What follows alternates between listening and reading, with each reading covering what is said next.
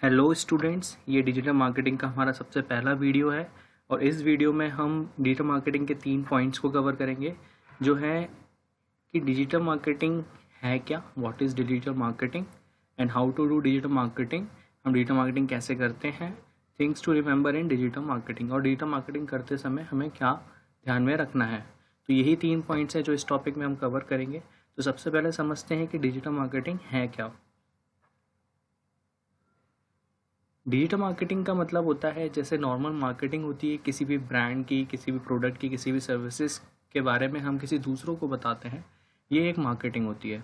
ठीक है, इस मार्केटिंग को करने के तरीके अलग अलग हो सकते हैं। जैसे कि मान लो कि किसी ब्रांड या सर्विस को हम किसी टेलीविज़न के थ्रू बता रहे हैं, या न्यूज़पेपर में एडवर्टीज़मेंट दे रहे हैं, या किसी टेलीकॉलिंग टीम से हम कस्टमर्स को कॉल लग करवा कर उनको इन्फॉर्मेशन प्रोवाइड कराते हैं, या होर्डिंग्स लगवा रहे हैं। तो ये सब तरीके हो सकते हैं एक मार्केटिंग करने के।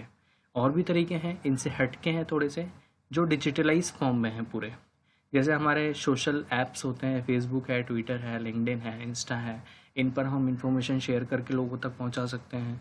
या गूगल के सर्च इंजन पे कोई सर्च करे तो हमारे वेबसाइट्स के रिजल्ट्स उसके सामने आ जाएं, तो ये भी तरीका हो सकता है। या हम लोगों को मेल करके, जीमेल्स के थ्रू लोगों को मेल करके उस प्रोडक्ट या सर्विस के बारे में बताएं।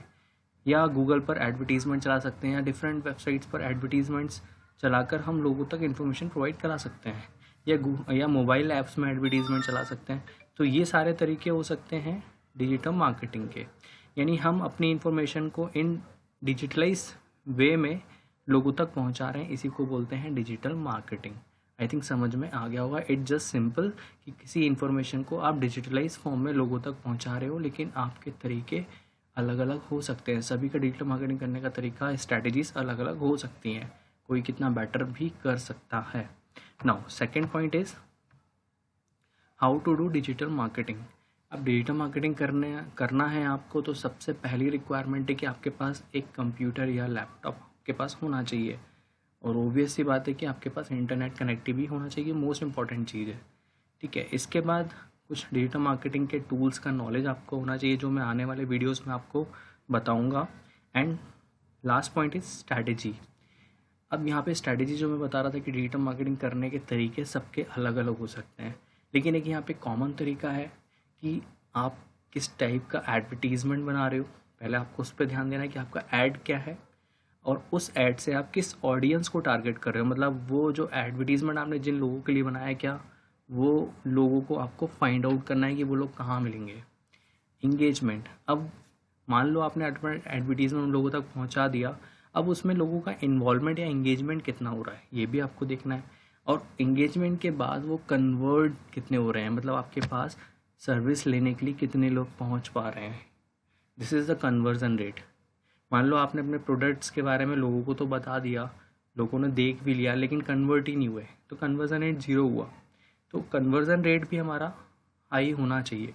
मतलब हम 1000 लोगों को टारगेट कर रहे हैं, जिसमें से हमारे से 100 लोग काम के हैं, लेकिन हमने टारगेट कितना हो गया, 1000 लोगों को। तो हमारा उन 1000 लोगों तक पहुंचाने में जो कॉस्ट लगा वो ज़्यादा हो गया, लेकिन हमारे काम के कितने थे, सिर्फ 100 ही, क्योंकि उसमें से जो 100 लोग थे उन्हीं का इंटरेस्ट था उस प्रोडक्ट में। तो इससे अच्छा ये होता है कि हम उन्हीं 100 लोगों को फॉरवर्ड करते हैं जिनका इसमें इंटरेस्ट है, तो हमारी सिर्फ 100 लोगों को पहुंचाने की कॉस्ट आती। तो यहाँ पे हमारा कन्वर्जन रेट भी अच्छा होता। राइट, समझ गए। Now next point is things to remember in digital marketing. Digital marketing में हमको किन चीज़ों का ध्यान रखना है। तो सबसे पहला पॉइंट है कि डिटेल्स नॉलेज ऑफ प्रोडक्ट। मतलब आप जिस भी प्रोडक्ट का आप लोगों को इन्फॉर्मेशन देने वाले हो, उस प्रोडक्ट के बारे में आपको पूरा नॉलेज होना चाहिए, और आप उसके बारे में पूरा एक इन्फॉर्मेटिव कंटेंट लिखोगे। कुछ भी ऐसी चीज़ ना छूटे जो कस्टमर चाहता है लेकिन आपने उसको रखा नहीं है। इसलिए कस्टमर जो चाहता है, जो वो उस प्रोडक्ट में देखना चाहता है, वो आपको सभी इन्फॉर्मेशन उस प्रोडक्ट में रखनी है।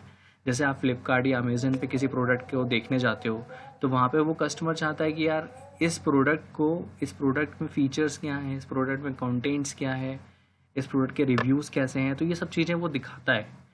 तो ये सब कस्टमर जब इन चीज़ों को देखता है तो उसको ट्रस्ट हो जाता है कि हाँ, ये प्रोडक्ट वाकई में बहुत अच्छा है। And third point is knowing your target audience to increase conversion ratio. ठीक है, मान लो आपको प्रोडक्ट का नॉलेज भी है, आपने एक इन्फॉर्मेशन कंटेंट भी, एक बहुत अच्छा कंटेंट भी उसके लिए लिखा उस प्रोडक्ट के बारे में, लेकिन अब उस प्रोडक्ट को किस ऑडियंस के पास पहुंचाना है ये भी आपको ध्यान रखना होगा। नहीं तो ऐसा ना हो कि आप एक गलत जो ऑडियंस उस प्रोडक्ट में इंटरेस्ट ही नहीं लेती और आपने उसको फॉरवर्ड कर दिया, तो वहाँ पे हमारा कन्वर्जन नहीं होगा।